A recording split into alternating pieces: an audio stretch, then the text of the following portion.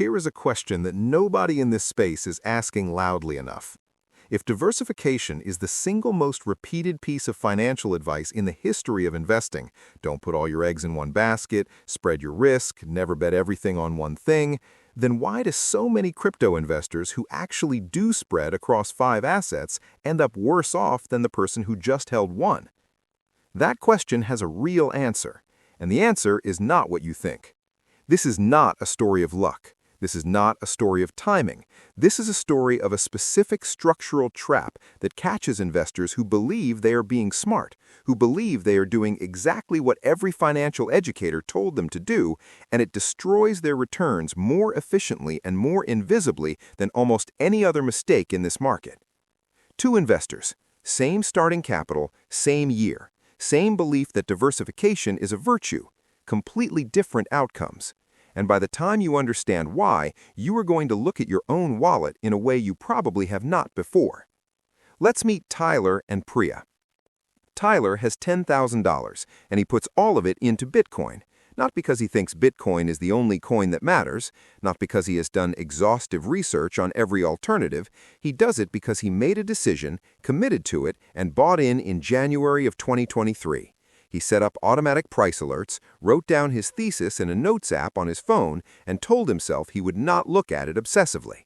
He holds one asset. He knows exactly what he owns and why he owns it. Priya also has $10,000, but Priya has done her homework, or at least she believes she has. She splits her $10,000 equally across 5 assets, $2,000 each into Bitcoin, XRP, XLM, HBAR, and Algo. She has read about ISO 2022 thesis. She has watched videos about Hedera's Enterprise Council and Algorand's academic credentials. She knows about Stellar's work with the United Nations and Ripple's payment corridors. She is confident. She is diversified. She is, by every conventional measure of investment wisdom, doing the right thing.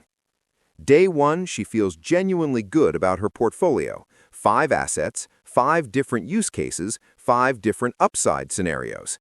If one fails, she has 4 others. She pulls up her portfolio tracker, and it is colorful and it is satisfying, and it looks like someone who knows what they are doing built it. Tyler opens his one asset wallet, and there is a single number, Bitcoin. That's it. Nothing to compare, nothing to balance, just a bet sitting there, waiting. Both of them are about to learn something that the traditional finance world never fully prepared them for. In crypto, diversification works differently, and for a specific subset of investors, it can work against you in ways that are both mathematical and deeply psychological at the same time. Let's run the first 18 months. From January 2023 to the middle of 2024, Bitcoin went from roughly $16,500 up through $30,000, past $40,000, and eventually broke $68,000 following the spot Bitcoin ETF approval in January 2024. That's a return of over 300% in under 14 months for anyone who bought in at the start of 2023 and held through. Tyler's $10,000 at the peak of that run is worth somewhere between $30,000 and $40,000, depending on the exact entry and exit timing. He has done nothing. He has watched one number go from one place to another. He has received texts from friends asking if he made it. He is not sold. He is simply holding. Now, let's look at Priya. XRP started 2023 at around 33 cents. By June of 2024, it was trading around 48 cents, a modest gain of roughly 45%, but a fraction of Bitcoin's move. Her $2,000 in XRP is now around $2,900. XLM started 2023 at 9 cents.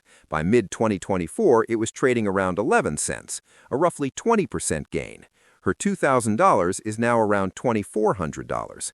HBAR started 2023 at 4 cents. It recovered slowly, touching 9 cents by mid-2024, a gain of over 100%, which sounds impressive until you remember her $2,000 position only produced a profit of around $2,000. Her HBAR is worth $4,000. Algo started 2023 at 23 cents, and by mid-2024 was trading around 19 cents, below her entry price. Her $2,000 is now around $1,600.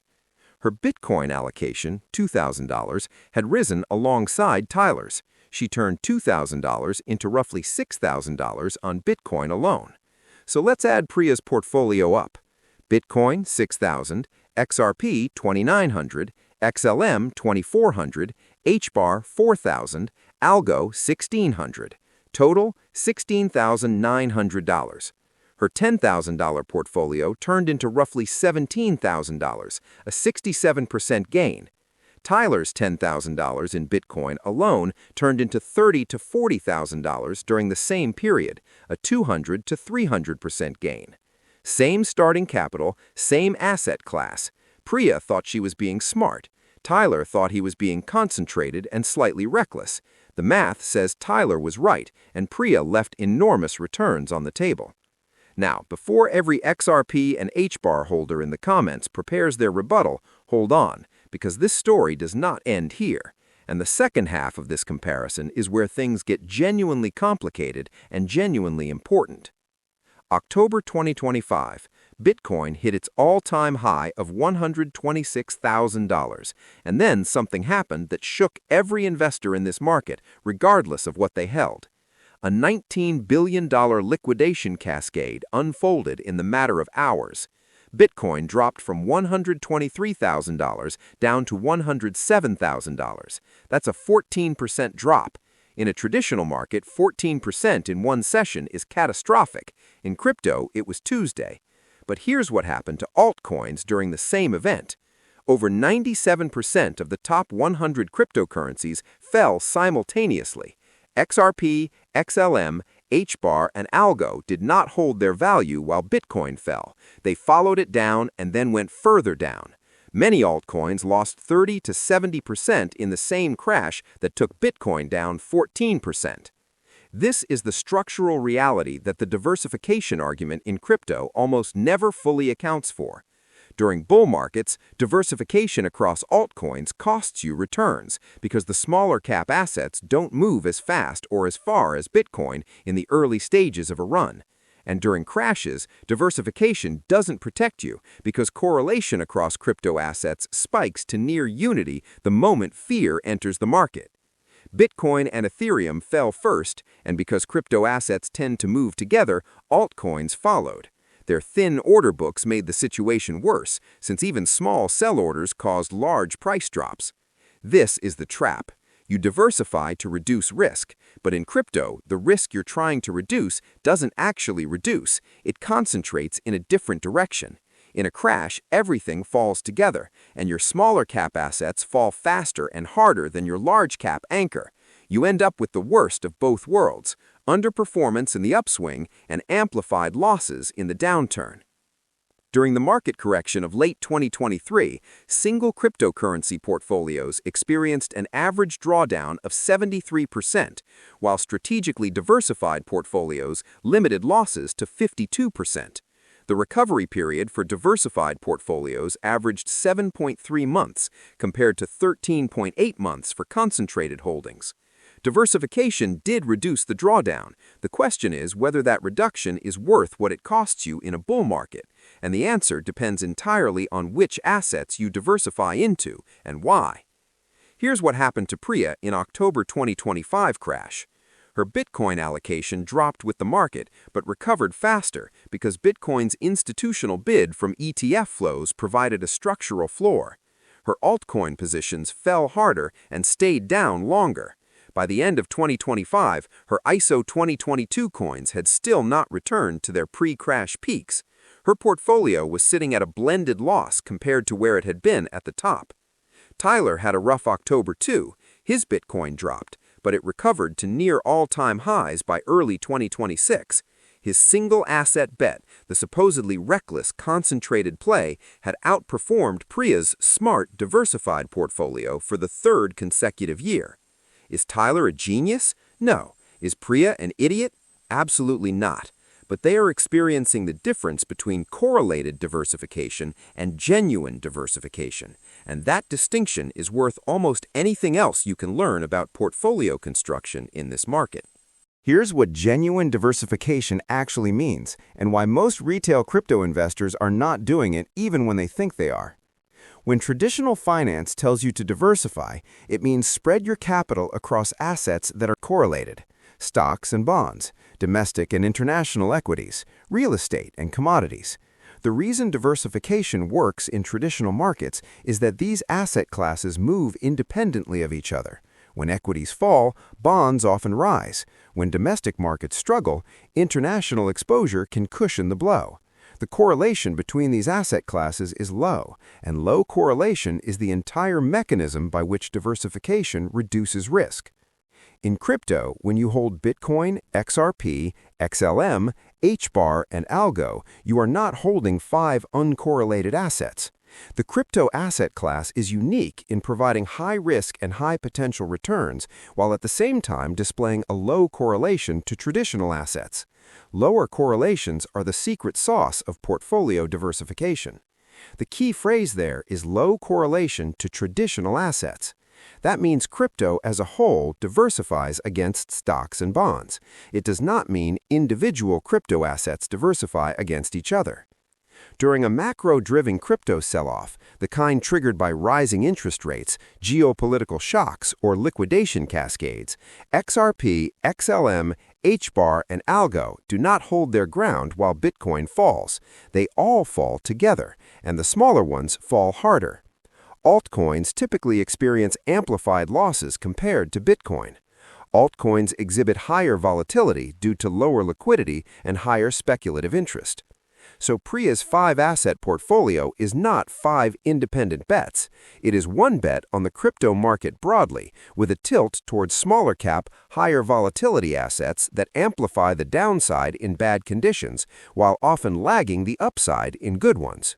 That is not diversification. That is fragmentation, and fragmentation is expensive. Now here's the critical question. Does any of this mean Priya was wrong to hold XRP, XLM, HBAR, and Algo? No, and this is where the real nuance lives that most conversations in this space skip over entirely. The argument for ISO 2022 assets is not a one-cycle argument. It's a structural, decade-long thesis built on institutional adoption of financial messaging infrastructure, the migration of global banking systems to a new settlement standard, and the mathematical reality that a 2% flow of $61 trillion in generational wealth transfer into the digital asset class produces a structural demand floor that the market has never experienced before. Between November 2024 and January 2025, XRP climbed an impressive 568% to hit $3.40. Unlike its peers, XRP managed to maintain much of its value post-rally. That's not a small move. That's the kind of return that changes financial trajectories, and it came from holding through years of regulatory uncertainty, bear market misery, and price action that would have broken most investors' conviction if they had been watching it obsessively against Bitcoin's performance every day. So the real lesson is not diversification is bad. The real lesson is know what your diversification is actually doing and when it's working in your favor versus when it's not. For a crypto-only portfolio, analysis revealed that the ideal allocation was 71.4% Bitcoin and 28.6% Ethereum. This configuration yielded the highest Sharpe ratio, indicating the best risk-adjusted return. That's VanEck's research on risk-adjusted returns for crypto-only portfolios. Notice it's not 50-50 across 5 assets. It's heavily weighted toward the most liquid, most institutionally supported asset, with a meaningful allocation toward the second most established. What Priya probably should have built is something closer to what institutions actually build. A 60 to 70% anchor in Bitcoin, the most battle-tested, most liquid, most institutionally supported asset in the class. A 15 to 20% allocation in something like XRP or Ethereum, where the thesis is concrete and the adoption is measurable and real. And a smaller 5 to 15% allocation spread across the higher conviction, higher risk ISO 2022 plays like HBAR and XLM and Algo, where the upside is asymmetric if the thesis plays out on its full timeline. That structure gives you something genuinely different from what Priya had. It gives you a portfolio where the dominant asset, Bitcoin, carries the thesis in the early phase of every cycle when institutional capital leads. The mid-tier allocation captures the next wave as liquidity flows into second-layer infrastructure, and the smaller high-conviction positions capture the breakout scenario without betting so much capital on it that a prolonged delay in the thesis wipes out all the gains from the anchor.